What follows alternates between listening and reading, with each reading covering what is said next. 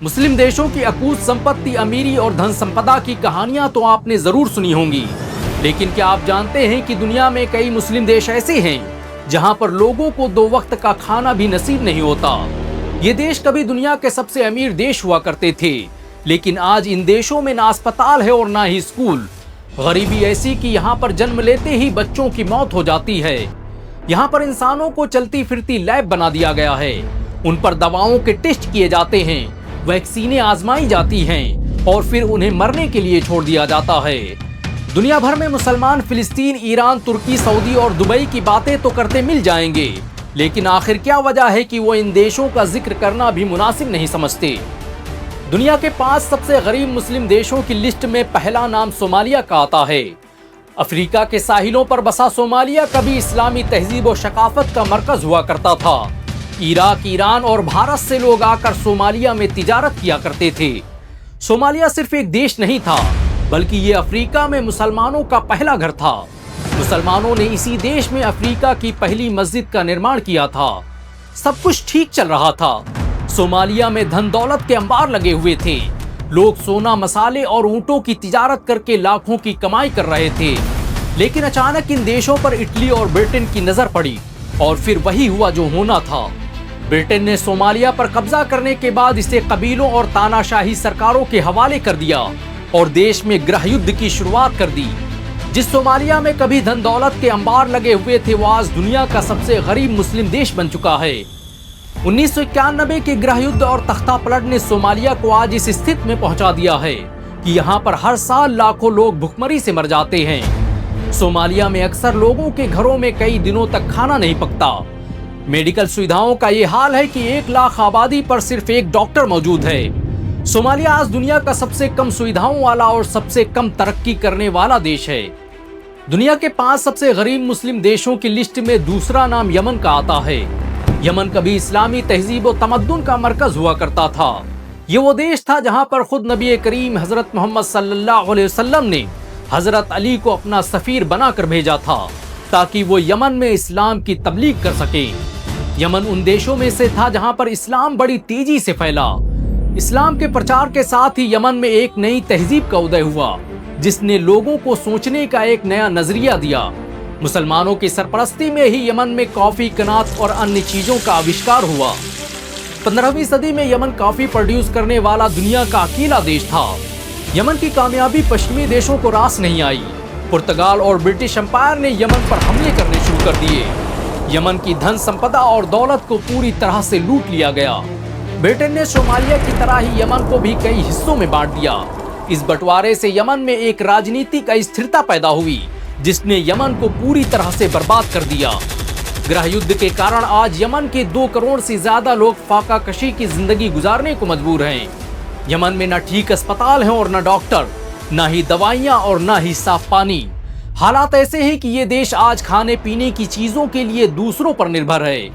Yemen में 1 million से ज्यादा बच्चे कुपोषण का शिकार हैं और ये दुनिया का सबसे बड़ा मानवीय संकट है। दुनिया के 5 सबसे गरीब मुस्लिम देशों की लिस्ट में तीसरा नाम सूडान का आता है। सूडान कभी अफ्रीका का सबसे बड़ा देश था।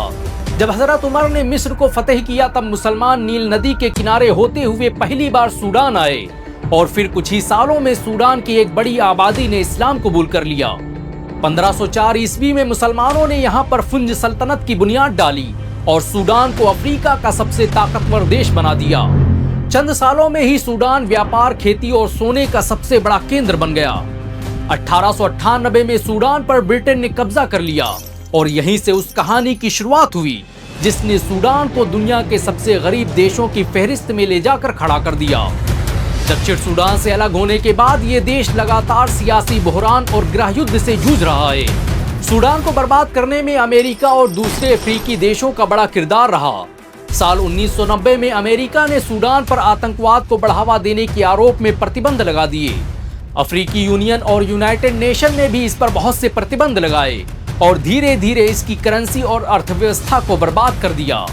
आज सूडान के 70% मुसलमान गरीबी रेखा के नीचे जिंदगी गुजार रहे हैं। सूडान में कई जगह पर पेट्रोल 600 से 800 रुपये लीटर बिक रहा है।